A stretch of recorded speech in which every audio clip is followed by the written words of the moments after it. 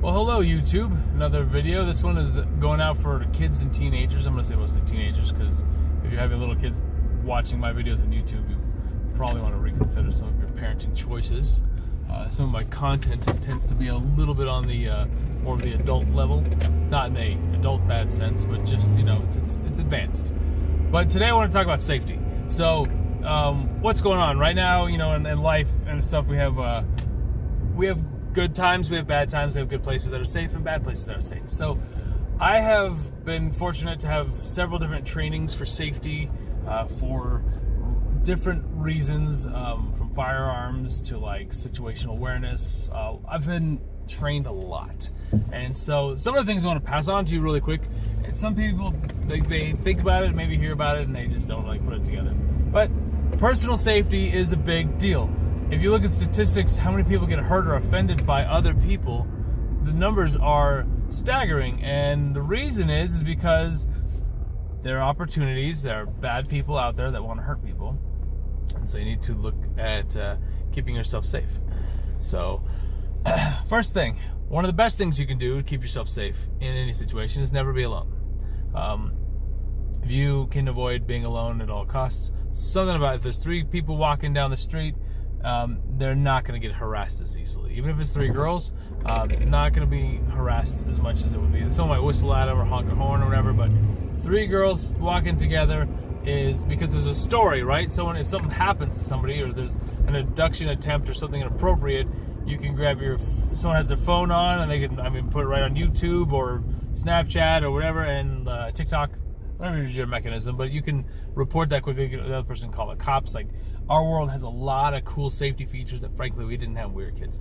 When I was I think maybe about 9, somebody tried to kidnap me once, and then I remember they chased me and got out of their car, and I ran out as fast as I could, through the neighborhood, climbing on fences and stuff, and I got away and went home.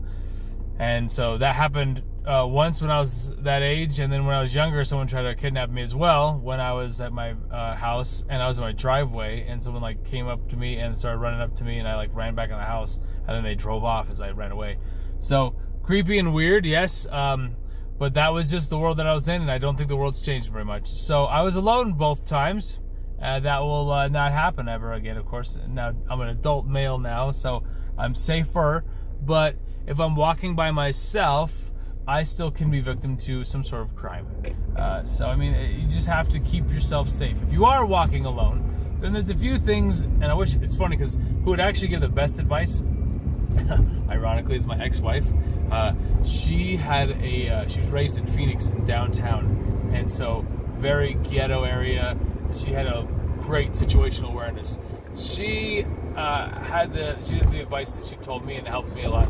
She said, when you're in a situation where you're alone and you're not comfortable and there's potential threats, you need to look around you and be the situation you're in, aware. So look for places where people would hide. Look for places, if it's dark, you want to avoid that. You want to be in a well-lit area at all times if it's nighttime. Daytime, you want to be away from vehicles that are parked. You want to just be in an open space and in very public space where other people are around so they can hear you if something goes bad.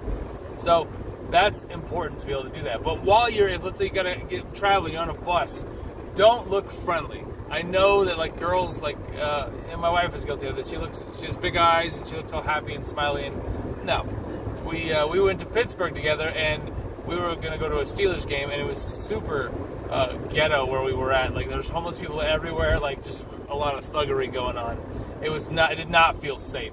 And so she had an umbrella that was purple, and she was just walking and smiling, and everybody's kind of looking at her what's your problem? And then we kind of came to the realization, oh yeah, what happened is we forgot, because we're from a smaller town, that in the big city, you don't want to attract any attention. You want to almost wear black and have a black umbrella and don't stand out, because you put yourself to be targeted basically by people that are wanting to rob or hurt you. And it's kind of crazy, but when you're in downtown areas like that can happen. Some people live oblivious. I knew this girl named Meg.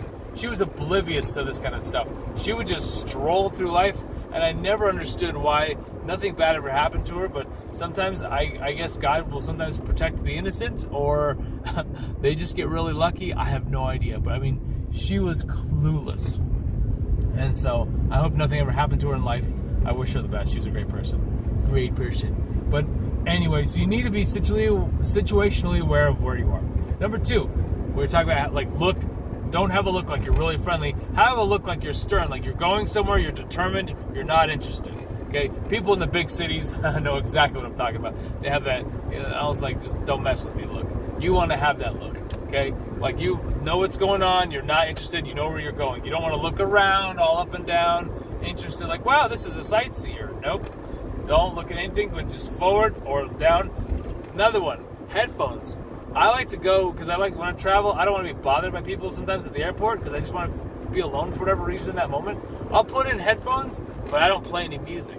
I just put them in there because headphones have this don't bother me sign. So if you're a girl, you don't want to be bothered, put your headphones in. Most people will be like, I'm not going to approach her and talk to her, unless they're either really creepy or really interested. And if you're not interested in either one of those situations, then definitely do that. I wouldn't play any music though, because the other problem with headphones is you can have them in your ears and they block sound, and then you can't hear if someone's coming up from behind you. So you should always know when you're walking or driving or going somewhere, be aware of your surroundings. Like me, I check the mirror and I'm making sure nobody's following me, right? And the reason is because I've actually been followed. Like about 3 or 6 months ago, some lady came up to an intersection and we both hit stop at the same time at the stop sign. So then I went because it was my turn, and she was like, I'm going to go ahead and just chase this guy. And so she chased me all around my neighborhood. I did several laps and I tried to get away from her. And finally I escaped and took off, but I was just like trying to go home.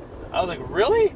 Like, she looked like she's like 50. I don't know what her problem was, but well, I didn't think she was going to attack or assault me. I don't know. She could have a gun and just decide, you know what? Let's just make his day today. I have no idea. Didn't want the conflict. I don't want to be yelled at. I don't want to yell. That's not who I am. So I'm going to avoid that situation. So avoidance of dangerous situations is really smart. Avoid places that are known to be problematic. If it's dark and doesn't feel safe, go with your gut. When you are walking and you're in a situation that is dark, they always say you should take your keys, stick them between your fingers, almost like a weapon. Have something in your hand that's like you could just beat somebody down with. And I know that sounds like extreme, but when you look like you could take somebody on, they usually... I mean, my ex-wife was like 5'3", and I've seen like over 6 foot dudes just sidewalk her because they're like, wow, what's her problem? Like, she looked pissed. And she was really good at it. Now, she also had like the dark eyebrows and like the greenish eyes, so that combo with the blonde hair could look really pissed off. Like, she had a really good way of just looking like, don't mess with me. But she had to develop that because, again, she had to ride the city bus downtown Phoenix. Totally ghetto. So I applaud her for learning how to be safe. Nobody messed with her. And she just, again, knew to, if there was a situation, she knew what to do. If someone is bothering you, first thing, of course, is you call 911. It syncs right to your phone GPS. Hey, someone's stalking me right now. I think they're going to hurt me. They'll respond.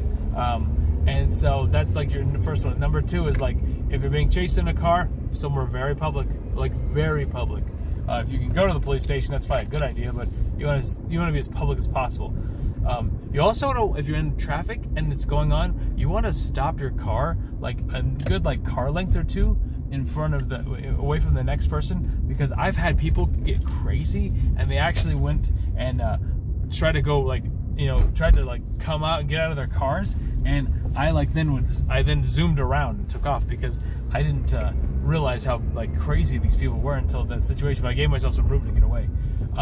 People get nuts in vehicles. Traffic is like a weird situation where people just don't know how to handle it, so they get mad and angry and disgruntled and violent and shoot people. I mean, that's why they have aggressive driving. You call this number, it's bad. So all that to say, keep yourself safe and watch out, where you're going.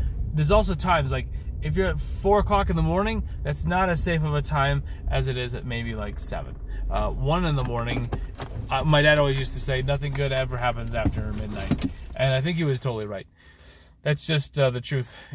All bad things typically happen later in the evening. And so consider that. If you're going to be out, I'm not saying be afraid and never be out, but it's just consider where you're going, why you're going there, and who you're going with. Most of the time, if you're going in a group and you're going somewhere and you're following all these instructions, then you should be totally safe. But there are still times when someone is following or being creepy or whatever, and you need to get away. But just learning how to posture and not be backed into a corner, or being aware of someone behind you. And if someone is behind you and you think they're stalking you, that's when you go somewhere. Especially if you're walking, you go somewhere in a store, in a bank, somewhere public, and you just stand there and find either the manager or another person. I always say, like, look for a big scary dude if you're a girl that's in a public place, because while big scary dudes can do big scary things, they also sometimes will be really super nice people. And when you don't know them at all, if you're saying help, someone's stalking me, most guys in general have a hero complex, and so they'll be like, oh, I'll save you. And so they just want to Superman it up, no matter if they're little guys that are wanting to just pick a fight. That the smallest little dude can go and give someone a big problem. So it's just, but something about a male coming in, or there are some females though that look like they would, like, a pissed off mom is a pretty scary looking person too, so I have to say. But usually there's something about intimidating about a male, but that's just reality. But yeah, so find someone to let them know and just stay there, and then again, like, call the police. But just keep these things on mind, and then I think your chances are better to be, as they say, better being safe than sorry. But consider again what you're doing and why you're doing it, because a lot of people, I think, get hurt because they're not paying attention. And so you want to be aware of everything going on. I'm not even talking about cyber stalking and other stuff. This is just physical awareness of you, where you are and who's with you. And so if someone looks creepy, or you get I know some women that, and maybe men, but mostly women, I feel like they get this like sixth sense of, like, someone is like creepy looking or creeping around, or they just have like this negative vibe that they get from people. Trust it. I mean, you don't got to be friendly to everybody, and especially if you're by yourself alone, just avoid people that are creepy and always be with someone else. That's my advice for today, guys. If you like the channel, please like and subscribe as always, and I will see you next time.